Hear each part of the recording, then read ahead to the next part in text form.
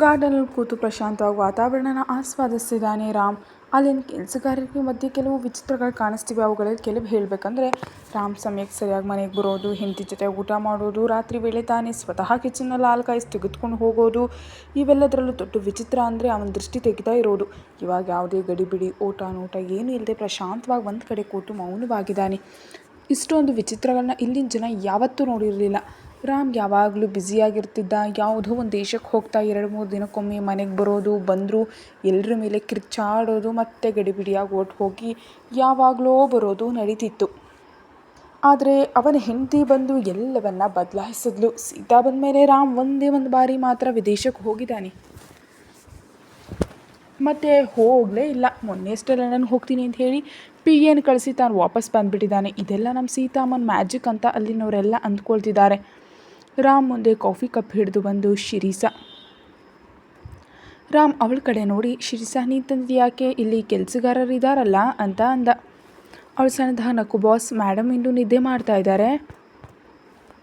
Staff ನಿಮ್ಮ ಮುಂದೆ ಬಂದರೆ ಕೋಪ ಮಾಡ್ಕೊಳ್ತೀರಾ ಅಂತ ಭಯ, ಅದಕ್ಕೆ ನಾನೇ ತಗೊಬಂದೆ. ಪ್ಲೀಸ್ ಸರ್ ತಗೊಳ್ಳಿ ಅಂತ ರಿಕ್ವೆಸ್ಟ್ ಮಾಡಿದ್ಲು. ಹಾಂ ಓಕೆ ಅಂತ ಕಾಫಿ ಕುಡಿತಾ ಕೇಳ್ದ, ಸ್ಟಾಫ್ ನನ್ನ ಮುಂದೆ ಬರೋದಕ್ಕೆ ಏನು ಭಯ? ನಾನೇನಾದರೂ ಸೈಕೋನಾ? ಶಿರೀಸ ಸಣ್ಣದಾಗಿ ನಕ್ಕು, ಅದೇನಿಲ್ಲ ಸರ್, ಅವ್ರ ಭಯ ಅವರದ್ದು. ನಿಜ ಹೇಳಬೇಕಂದ್ರೆ ನೀವು ಸೈಕೋ ಅಲ್ಲ, ಗ್ರೇಟ್ ಹಸ್ಬೆಂಡ್. ನಿಜಕ್ಕೂ ಸೀತಾ ಅದೃಷ್ಟವಂತೆ. ನನಗೆ ಅವಳ ಅದೃಷ್ಟ ನೋಡಿದ್ರೆ ಅಸೂಯೆ ಆಗ್ತಿದೆ ಸರ್. ರಾಮ್ ವಿಚಿತ್ರವಾಗಿ ನೋಡ್ತಾ, ಅದೇನು ಹಾಗಿಂದೆ ಅಂದ. ಶಿರೀಸ, ನೈಟ್ ನೀವು ದೃಷ್ಟಿ ತೆಗೆದು ಬೆಂಕಿಯಲ್ಲಿ ಮೆಣಸಿನ್ಕಾಯಿ ಉಪ್ಪು ಎಲ್ಲ ಹಾಕಿದ್ದು, ಹಾಲು ತೊಗೊಂಡು ಹೋಗಿದ್ದು ನೋಡಿದೆ ಅಂತ ಹೇಳಿದ್ಲು. ರಾಮ್ ನಿಟ್ಟುಸಿರು ಬಿಟ್ಟು, ಮಿಸ್ ಶಿರೀಸ, ನೀನು ಅಂದ ಹಾಗೆ ನಾನು ಗ್ರೇಟ್ ಹಸ್ಬೆಂಡ್ ಹೌದೋ ಅಲ್ವೋ ನನಗೆ ಗೊತ್ತಿಲ್ಲ, ಬಟ್ ಸೀತಾ ನನ್ನ ಹೆಂಡತಿ, ಅವಳನ್ನ ನಾನೇ ತಾನೇ ನೋಡ್ಕೊಳ್ಬೇಕು. ಅಮ್ಮ ತೀರ್ಥಯಾತ್ರೆ ಅಂತ ಹೋಗಿದ್ದಾರೆ, ಮತ್ತು ಅವಳನ್ನ ಯಾರು ನೋಡ್ಕೊಳ್ತಾರೆ? ಹೇಳಬೇಕಂದ್ರೆ ಸೀತಾ ತುಂಬ ಸಣ್ಣ ಹುಡುಗಿ, ನನಗಿಂತ ತುಂಬ ಚಿಕ್ಕವಳು. ಅದಕ್ಕೆ ತುಂಟಾಟ ಮಾಡ್ತಾಳೆ, ಜಗಳ ಮಾಡ್ತಾಳೆ, ಮುನಿಸ್ಕೊಳ್ತಾಳೆ. ದೊಡ್ಡವನಾದ ನಾನು ಅವಳ ಮದುವೆ ಆಗಿ ಅವಳಿಗೆ ಎಲ್ಲವೂ ನಾನೇ ಆಗಿದ್ದೀನಿ. ಇವಾಗ ತಪ್ಪಲ್ಲ ತಾನೇ? ಹಾಗಂತ ನಾನೇನು ಅವಳ ಕಂಟ್ರೋಲ್ನಲ್ಲಿಲ್ಲ. ನಾನು ಯಾವಾಗಲೂ ನಾನು ಹಾಗಿರ್ತೀನಿ, ಆದರೆ ಸ್ವಲ್ಪ ಕೇರ್ ತೊಗೊಳ್ತಿದ್ದೀನಿ, ಅದು ನನ್ನ ಜವಾಬ್ದಾರಿ. ನೀನೇನು ಅವಳನ್ನ ನೋಡಿದ್ರೆ ಅಸೂಯೆ ಆಗ್ತಿದೆ ಅಂತಿದೆಯಾ? ಶಿರೀಸ ಬೆಚ್ಚಿಬಿದ್ದು, ಸರ್ ಜಸ್ಟ್ ನಾರ್ಮಲ್ ಆಗಂದೆ ಅಷ್ಟೇ, ನೀವು ನನ್ನ ಮೇಲೆ ಕೋಪ ಮಾಡ್ಕೋಬೇಡಿ. ಹೇಳಬೇಕಂದ್ರೆ ಹೆಣ್ಮಕ್ಳು ತಮ್ಮನ್ನು ಮದುವೆ ಆದವರು ನಿಮ್ಮ ಹಾಗೆ ಪ್ರೀತಿಯಿಂದ ನೋಡ್ಕೊಳ್ಬೇಕು ಅಂತ ಅಂದ್ಕೊಳ್ತಾರೆ. ಇಷ್ಟೊಂದು ಪ್ರೀತಿ ಕೊಡ್ತಿದ್ರೆ ಎಷ್ಟು ಸಂತೋಷವಾಗಿರುತ್ತೆ ಅಲ್ವಾ, ಅದಕ್ಕೆ ಹಾಗೆ ಹೇಳಿದೆ ಅಂದ್ಲು. ರಾಮ್ ನಗ್ತಾ, ಹಾಗಾ ಸರಿ, ನನಗೆ ಇನ್ನೊಂದು ಕಪ್ ಕಾಫಿ ತೊಗೊಂಡು ಕೊಡು ಅಂತ ಹೇಳಿ ಫೋನ್ ಹಿಡಿದು ಕೂತ. ಶಿರೀಸ ಅಮ್ಮಯ್ಯ ಅಂದ್ಕೊಂಡು ಪಕ್ಕಕ್ಕೆ ಬಂದು ಅಂದ್ಕೊಂಡ್ಲು, ಸರಿ ಯಾವಾಗ ಹೇಗಿರ್ತಾರೋ ಏನೋ. ಈಗಷ್ಟೇ ನೀನು ಯಾಕೆ ಕಾಫಿ ತಂದೆ ಅಂದರು, ಮತ್ತೆ ಇನ್ನೊಂದು ಕಪ್ ಕಾಫಿ ಆರ್ಡರ್ ಮಾಡಿದ್ರು. ಅಪ್ಪ ಅಂತ ನಿಟ್ಟುಸಿರು ಬಿಡ್ತಾ ಹೋಗಿ ಕಾಫಿ ತಂದ್ಲು. ರಾಮ್ ಎದುರು ಬಂದ ಕಾಫಿ ಇಸ್ಕೊಂಡು ರೂಮಿಗೆ ಹೊಟ್ಟು ಹೋದ.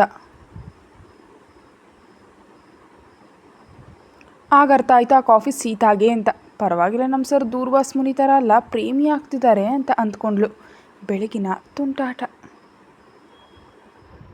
ಮತ್ತಿನಲ್ಲೇ ನಿದ್ದೆ ಮಾಡ್ತಿದ್ದಾಳೆ ಇನ್ನು ಸೀತಾ. ರಾಮ್ ಡೋರ್ ಲಾಕ್ ಮಾಡಿ ಬಂದು ಅವಳಿಗೆ ಎದುರಿಗೆ ನೋಡ್ತಾ ಇದ್ದಾನೆ. ರೂಮ್ನಲ್ಲಿ ಕಾಫಿ ಸ್ಮೆಲ್ ಬರ್ತಿದೆ, ಆದ್ದರಿಂದ ನಿದ್ದೆ ಮಾಡ್ತಿದ್ದ ಸೀತಾ ಎಚ್ಚರಗೊಂಡ್ಲು. ಸೋಮಾರಿತನದಿಂದ ಮೈ ಮುರಿತಾ ಕಣ್ಣು ತೆರೆದ್ಲು.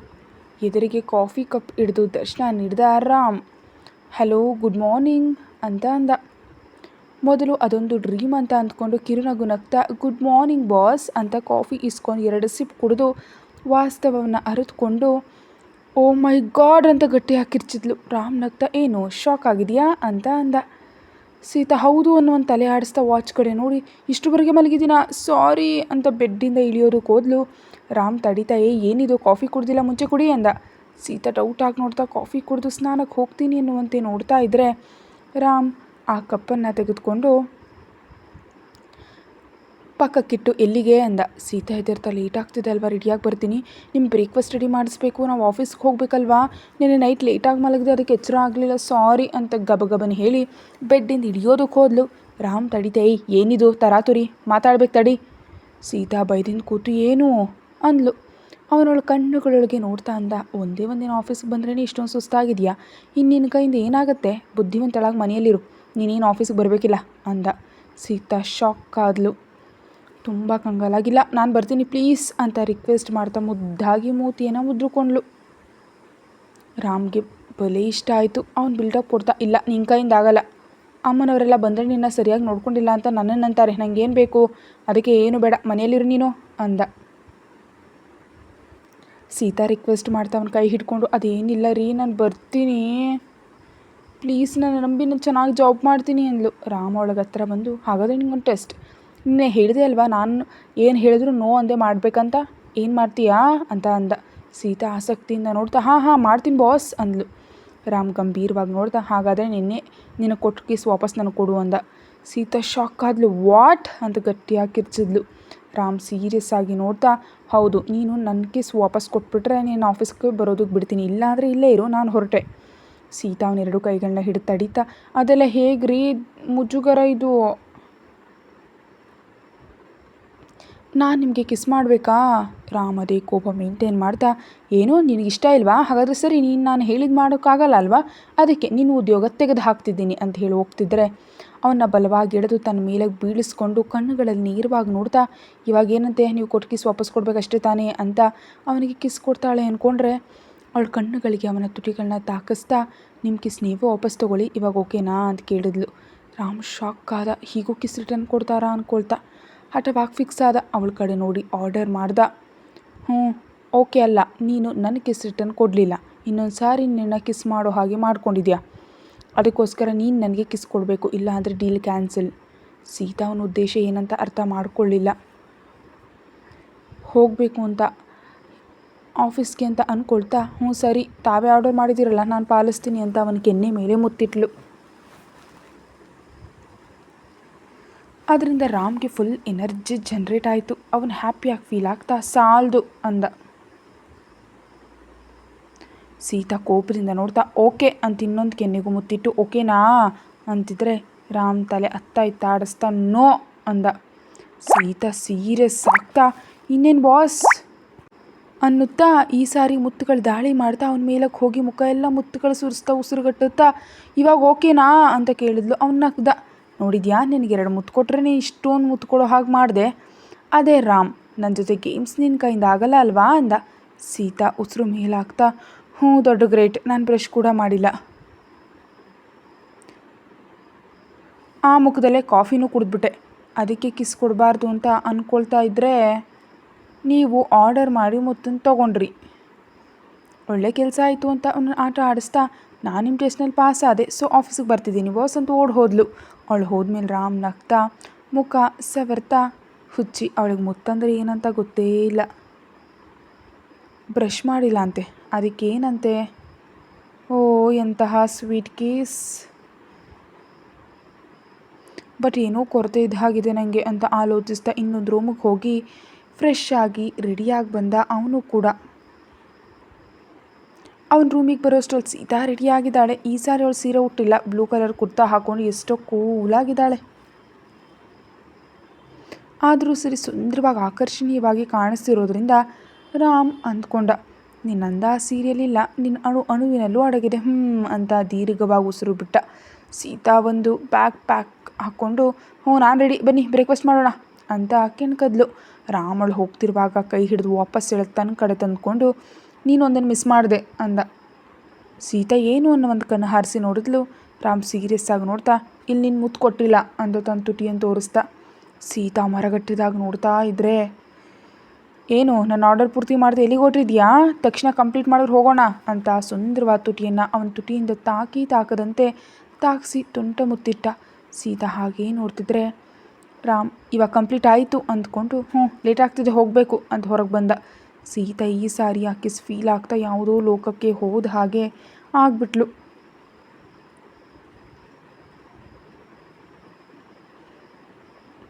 ಸ್ವಲ್ಪ ಸಮಯ ಕಳೀತು. ಪ್ರಸ್ತುತ ಇಬ್ಬರು ಟಿಫಿನ್ ಮಾಡೋದಕ್ಕೆ ಡೈನಿಂಗ್ ಟೇಬಲ್ ಹತ್ರ ಕೂತಿದ್ದಾರೆ. ರಾಮ್ ಹುಷಾರಾಗಿದ್ರು, ಸೀತಾ ಕನ್ಫ್ಯೂಸ್ ಆಗಿ ನೋಡ್ತಿದ್ದಾಳೆ. ಶಿರೀಷ್ ಅವಳನ್ನ ಕದಲಿಸ್ತಾ, ಹಲೋ ಮೇಡಮ್, ಏನಿದು ಪರಧ್ಯಾನ, ಟೈಮ್ ಆಗ್ತಿದೆ, ನೀವು ಟಿಫಿನ್ ಮಾಡಿದ್ರೆ ಹೋಗೋಣ ಅಂತ ಹೇಳಿದ್ಲು. ರಾಮ್ ನಗ್ತಿದ್ದಾನೆ. ಸೀತಾ ಅವನ ಕಡೆ ಡೌಟಾಗಿ ನೋಡ್ತಾ ಟಿಫನ್ ತಿಂದು ಗಡಿಬಿಡಿಯಾಗಿ ಶಿರೀಷ ಜೊತೆ ಹೊರಟ್ಲು. ರಾಮ್ ಸ್ಟೈಲಾಗಿ ಕಾಲರ್ ಹರಿಸ್ತಾ, ನನ್ನ ಜೊತೆ ಗೇಮ್ಸ್ ಈಸಿ ಅಲ್ಲ ಅಂತ ಹೇಳಿದೆ ಅಲ್ವಾ, ಒಂದೇ ಮುತ್ತಿಗೆ ಅಷ್ಟೊಂದು ಶಾಕ್ ಆದರೆ ನನಗೆ ಎಷ್ಟು ಮುತ್ತು ಕೊಟ್ಟಿದ್ಯಾ, ನಾನೇನಾದರೂ ಶಾಕ್ ಆಗಿದ್ದೀನಾ ಅಂತ ನಗ್ತಾ ಕಾರತ್ತ. ಆಫೀಸ್ ತಲುಪ್ತ ಸೀತಾ ಮಾತ್ರ ಅದೇ ಕನ್ಫ್ಯೂಸ್ನಲ್ಲಿದ್ದಾಳೆ. ಆ ಕನ್ಫ್ಯೂಸ್ನಲ್ಲೂ ಸೀತಾ ಒಂದು ದೃಶ್ಯ ನೋಡೋ ಆಲೋಚನೆಗೆ ಬಿದ್ಲು. ರೋಡ್ ಸೈಡ್ ಫುಟ್ಪಾತ್ ಮೇಲೆ ಒಬ್ಬ ಹುಡುಗಿ ಕಾಲೇಜ್ ಬ್ಯಾಗ್ ಮೇಲೆ ಇಟ್ಕೊಂಡು ದಿಗಿಲಿನಿಂದ ಕೂತಿರೋದು ಕಾಣಿಸ್ತು. ಯಾಕೋ ಸೀತಾಗೆ ಡಿಸ್ಟರ್ಬ್ ಅನಿಸ್ತು. ಇನ್ನೊಂದು ಕಡೆ ತನ್ನ ಹಸ್ಬೆಂಡ್ ಕಿಸ್ ತುಂಬ ಡಿಸ್ಟರ್ಬ್ ಮಾಡ್ತಿದೆ ಅವಳನ್ನ. ಆಫೀಸ್ನಲ್ಲಿ ಹೆಜ್ಜೆ ಇಡ್ತಾ ಅಲ್ಲಿದ್ದವರೆಲ್ಲ ಅವಳಿಗೆ ಗುಡ್ ಮಾರ್ನಿಂಗ್ ಹೇಳೋದು ಹೇಳಿ ಪ್ರಜ್ಞೆಗೆ ಬಂದವಳು ಹಾಗೆ ನೋಡಿದ್ಲು. ಸೀತಾ ಎಲ್ಲರೂ ಎಷ್ಟೋ ಭಯ ಗೌರವದಿಂದ ಅವಳಿಗೆ ವಿಶ್ ಮಾಡ್ತಿದ್ರೆ ಕಿರುನಗೆ ನಗ್ತಾ ಎಲ್ರಿಗೂ ಗುಡ್ ಮಾರ್ನಿಂಗ್ ಅಂತಿದ್ದಾಳೆ ಸೀತಾ. ಅವಳು ನಗ್ತಿದ್ದಂತೆ ಅಲ್ಲಿ ಎಲ್ಲರಲ್ಲೂ ಸಂತೋಷ ಉಂಟಾಯಿತು. ರಾಮ್ ಅದನ್ನು ಗಮನಿಸಿ ಸ್ವಲ್ಪ ಫಾಸ್ಟಾಗಿ ಒಳಗಡೆ ಹೊರಟೋದ.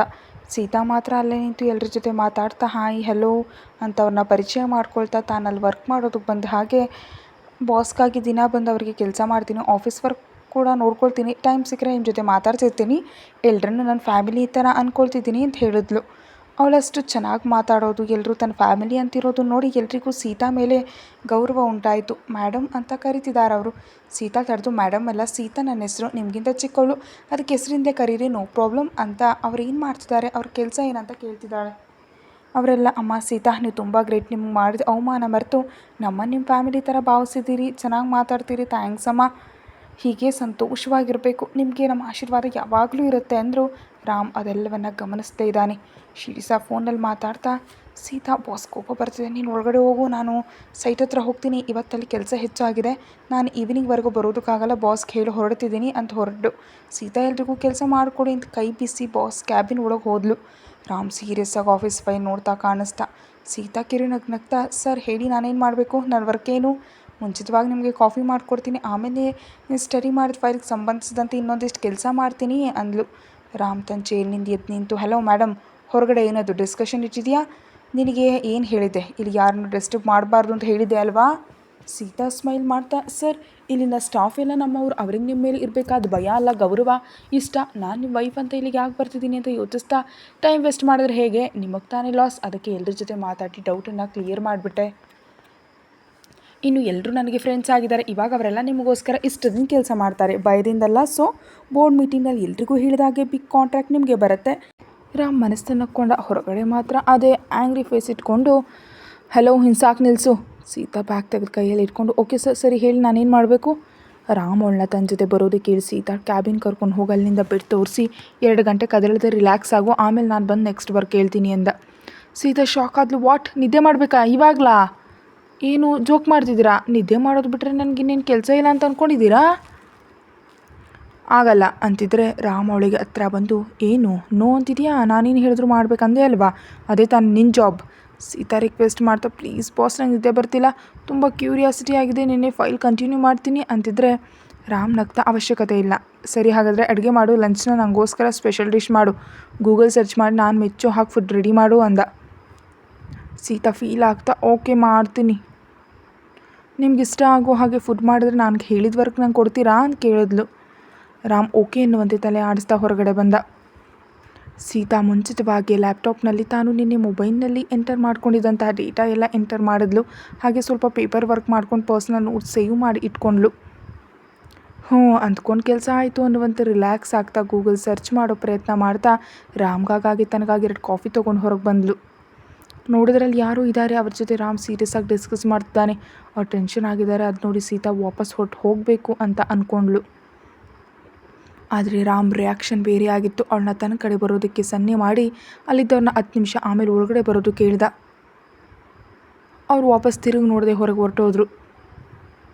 ಸೀತಾ ಸೆಣತಾಗಿ ನಕ್ಕು ಕಾಫಿ ಅಂದ್ಕೊಟ್ಲು. ರಾಮ್ ಅವಳನ್ನ ಕೂತ್ಕೊಳ್ಳೋದಕ್ಕೆ ಹೇಳಿ ಕಾಫಿ ಇಸ್ಕೊಂಡ.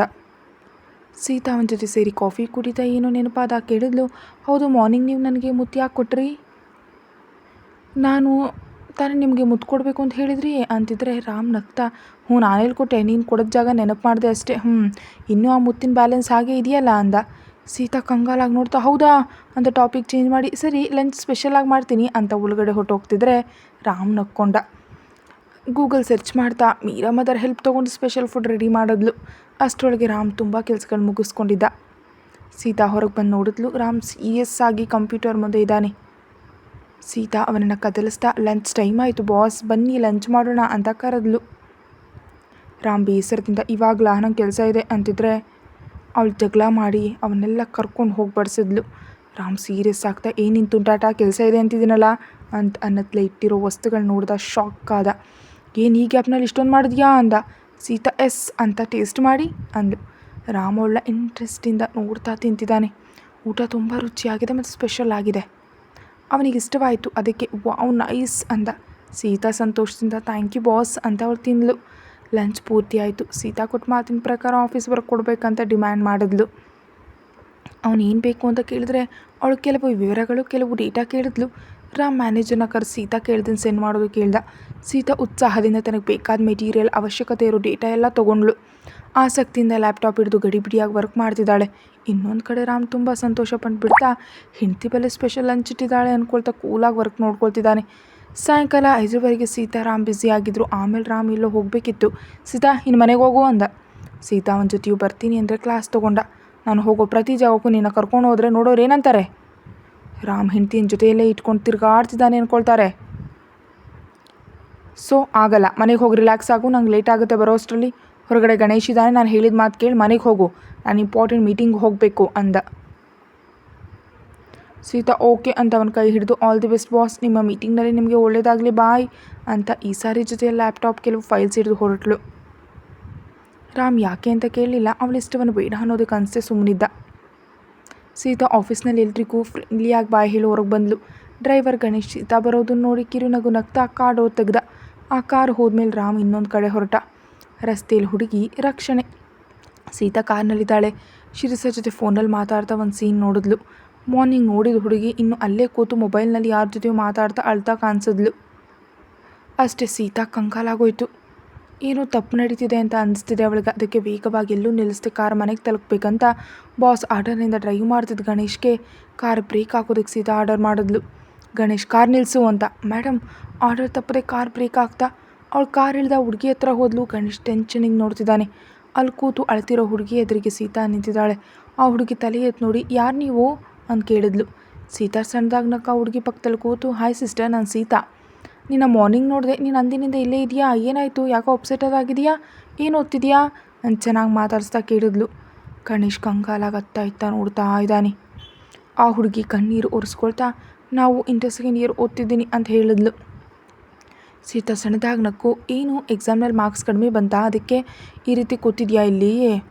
ಹೀಗೆ ನೀನು ಇಲ್ಲಿದ್ದರೆ ನಿಮ್ಮ ಪೇರೆಂಟ್ಸ್ ಎಷ್ಟು ಕಂಗಾಲಾಗ್ತಾರೆ, ತುಂಬ ಬೇಸರ ಪಡ್ತಾರಲ್ವಾ, ನೋಡು ಕತ್ತಲಾಗ್ತಾ ಬಂದಿದೆ, ಎಲ್ಲಿಗೆ ಹೋಗ್ಬೇಕು ಹೇಳಿ, ನಾನು ಡ್ರಾಪ್ ಮಾಡ್ತೀನಿ ಅಂತ ಜವಾಬ್ದಾರಿಯಿಂದ ಕೇಳಿದ್ಲು ಸೀತಾ. ಆ ಹುಡುಗಿ ತಲೆ ತಗ್ಗಿಸ್ಕೊಂಡು ನಾನು ರ್ಯಾಂಕ್ ಸ್ಟೂಡೆಂಟ್, ನನಗೆ ಯಾವಾಗಲೂ ಫಸ್ಟ್ ಮಾರ್ಕ್ಸ್ ಬರುತ್ತೆ, ನಾನು ಅದಕ್ಕೆ ಬೇಸರ ಪಡ್ತಿಲ್ಲ ಅಂತ ಹೇಳಿ ಗಟ್ಟಿಯಾಗಿ ಹತ್ಬಿಟ್ಲು. ಅಷ್ಟೇ ಸೀತಾಗೆ ಅರ್ಥ ಆಗೋಯ್ತು. ಇದೇನು ಲವ್ ಮ್ಯಾಟರ್ ಅಂತ ಹುಡುಗಿ ಹೆಗಲ ಮೇಲೆ ಕೈ ಹಾಕಿ ನೋಡು, ನೀನು ತುಂಬ ಚಿಕ್ಕವಳು, ಈ ಏಜ್ನ ಅಟ್ರಾಕ್ಷನ್ ಲವ್ ಅಂತ ಅಂದ್ಕೊಳ್ತಾರೆ, ಆದರೆ ಆಮೇಲೆ ಬೇಸರ ಪಡ್ತಾರೆ. ಏನಾಯಿತು, ಯಾರನ್ನಾದರೂ ಇಷ್ಟಪಟ್ಟಿದ್ಯಾ? ಆ ಹುಡುಗಿ ಹೌದು ಅನ್ನುವಂತೆ ತಲೆ ಆಡಿಸಿ ಹೇಳಿದ್ಲು. ಸೀತಾ ಅರ್ಥ ಮಾಡಿಕೊಂಡು ಆ ಹುಡುಗ ನೋವನ್ನ ಅಂತ ಕೇಳಿದ್ಲು. ಆ ಹುಡುಗಿ ತಲೆ ಅತ್ತ ಇತ್ತ ಆಡಿಸ್ತಾ ಅವ್ನು ನನಗೆ ಇನ್ಸ್ಟಾಗ್ರಾಮ್ನಲ್ಲಿ ಪರಿಚಯ ಆದ, ನಾವಿಬ್ಬರು ತುಂಬ ಕ್ಲೋಸ್ ಆದ್ವಿ, ಅವನು ನಾನಂದರೆ ಪ್ರಾಣ ಅಂದ, ನನಗೋಸ್ಕರ ಏನು ಬೇಕಾದರೂ ಮಾಡ್ತೀನಂದ, ನನ್ನ ಎಷ್ಟು ಪ್ರೀತಿಸ್ತಿದ್ದೀನಿ ಅಂತ ಹೇಳಿ ಚೀಟ್ ಮಾಡ್ದ. ಇನ್ಸ್ಟಾಗ್ರಾಮ್ನಲ್ಲಿ ಇನ್ನೂ ಕೆಲವು ಹುಡುಗಿರನ್ನು ಹೀಗೆ ಚೀಟ್ ಮಾಡಿದ್ದಾನೆ ಅಂತ ತಿಳಿಯಿತು. ನನ್ನ ಫ್ರೆಂಡ್ ಹತ್ರ ತುಂಬ ಗ್ರೇಟಾಗಿ ಹೇಳ್ಕೊಂಡಿದ್ದೆ ವರುಣ್ ನನ್ನ ತುಂಬ ಪ್ರೀತಿಸ್ತಾನೆ ಅಂತ, ನಾನು ಅವನ್ನ ಮದುವೆ ಆಗ್ತೀನಿ ಅಂತ, ಆದರೆ ಎಲ್ಲರ ಹತ್ರ ನನ್ನ ಇನ್ಸಲ್ಟ್ ಮಾಡ್ದ, ಅವನೊಬ್ಬ ಫ್ರಾಡ್ ಅಂತ, ನಾನು ಮೋಸ ಹೋದೆ ಅಂತ ಎಲ್ಲರೂ ನಗ್ತಿದ್ದಾರೆ, ನಾನು ಅವನ್ನ ತುಂಬ ಲವ್ ಮಾಡಿದೆ, ಅದಕ್ಕೆ ತಡ್ಕೊಳ್ಳೋದಕ್ಕೆ ಆಗ್ತಿಲ್ಲ ಅಂತ ಹೇಳಿ ತಲೆ ತಗ್ಸಿದ್ಲು. ಸೀತಾ ಡೌಟಾಗಿ ನೋಡ್ತಾ ನೆಲದ ಮೇಲೆ 2 ಟ್ಯಾಬ್ಲೆಟ್ಗಳು ಬಿದ್ದಿರೋದು ನೋಡಿದ್ಲು. ಅಷ್ಟೇ ಕಂಗಾಲಾಗಿ ನೀನಾದರೂ ಟ್ಯಾಬ್ಲೆಟ್ಗಳು ನುಂಗಿದೆಯಾ ಅಂತ ಕೇಳಿದ್ಲು. ಆ ಹುಡುಗಿ ಬಿಕ್ಕಳಿಸ್ತಾ ಹೌದು ಅನ್ನುವಂತ ತಲೆ ಆಡಿಸಿ ಹೇಳಿದ್ಲು.